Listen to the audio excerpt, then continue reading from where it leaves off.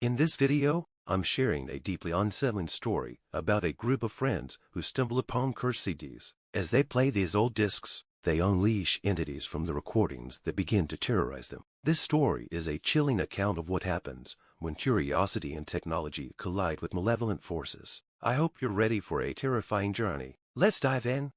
I never imagined that a simple, nostalgic search through old storage boxes would lead to something so terrifying. My friends and I were gathered at my apartment one weekend, reminiscing about the old days. We had just moved some dusty boxes from my attic to the living room, hoping to find forgotten relics of our childhood. Among the forgotten treasures, we discovered a collection of old CDs, their cases worn and faded. These weren't just any CDs, they were from a time when physical media was still the norm. Intrigued, we decided to check them out. There were no labels, just handwritten notes that barely hinted at their contents. As we began to play the first CD, the room filled with an eerie, crackling static. The video on the screen was a grainy recording of what seemed like an old TV show or a low-budget film. It was strange and unsettling, featuring distorted faces and unsettling noises. We laughed it off at first, attributing the oddness to the age of the media. But then things began to change. The longer we watched, the more we noticed that the figures in the video seemed to move unnaturally. Their eyes followed us, their expressions shifting with malevolent intent. The air grew colder, and the lights flickered. One of my friends, Mark, joked about it being haunted, but the laughter quickly died when the TV screen went black. Moments later, we heard a scratching sound coming from the DVD player. As we approached, the scratching grew louder, and suddenly, the room was filled with a deafening static. We tried to eject the CD, but it wouldn't come out. It was as if something was holding it inside. Panic set in as the lights went out completely, plunging us into darkness. We scrambled to find a flashlight, but when we turned it on, we were greeted by horrifying images projected on the walls: twisted faces, gaping mouths, and distorted limbs. It was as if the figures from the CDs had escaped into our world. The temperature dropped, and we could see our breath in the freezing air. The feeling of being watched was overwhelming, and one by one, we began to see shadowy figures moving in the corners of our vision. The figures in the video were no longer confined to the screen. They were now manifesting in our space. We tried to turn off the DVD player and remove the CD, but the controls were unresponsive. It was as if the player had become sentient, resisting our every attempt to stop the madness. The shadows grew more aggressive, pushing and pulling us, their presence palpable and terrifying.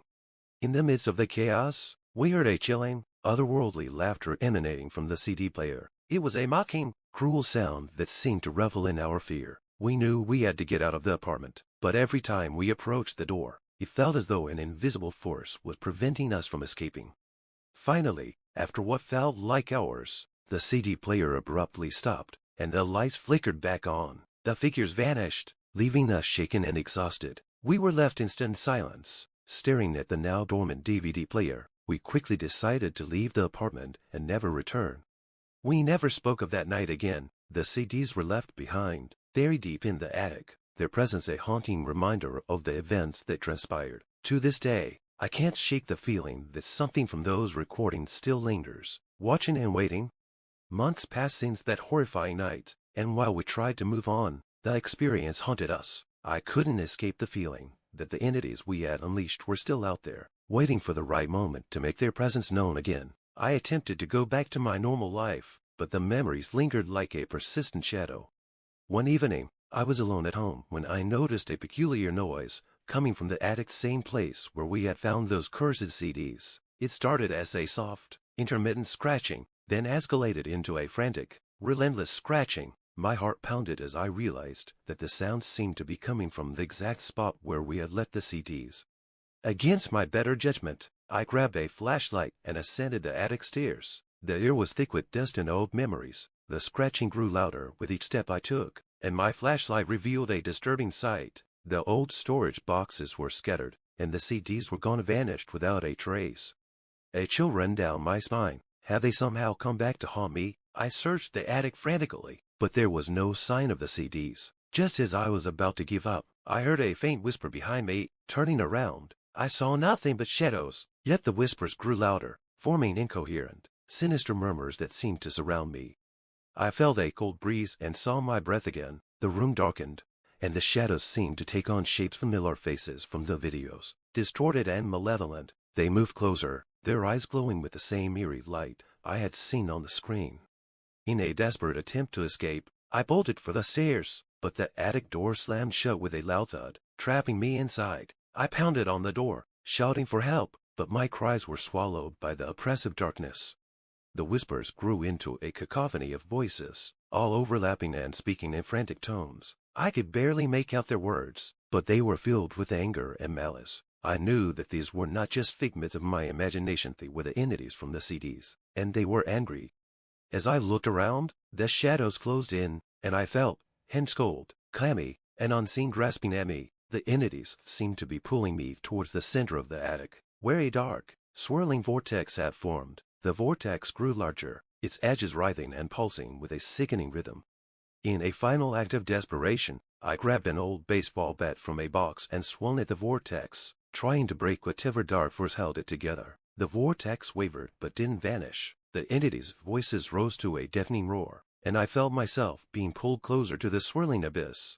Just when I thought I was about to be consumed, the attic door burst open, and a blinding light filled the room. My friends Ark, Sarah, and others shot come to rescue me, drawn by the strange noises and my frantic calls for help.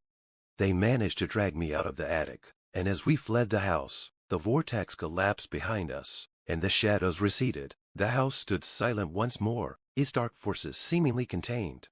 We left the house that night and never returned. The experiences we had endured left us deeply scarred. We had narrowly escaped the clutches of whatever had been unleashed, but the terror had changed us forever. We never spoke of that night again, except to each other, and only in whispers. The CDs were never found, and the attic remained sealed. To this day, the house stands as a dark reminder of what happened at a place where malevolent forces once resided, waiting for the next unwitting soul to stumble upon them. The entities we unleashed may still be lurking, waiting for another chance to wreak havoc. As I reflect on that terrifying night, I realize that some curiosity should remain undiscovered. The experience has taught me to be wary of the unknown and to respect the boundaries between our world and whatever lies beyond.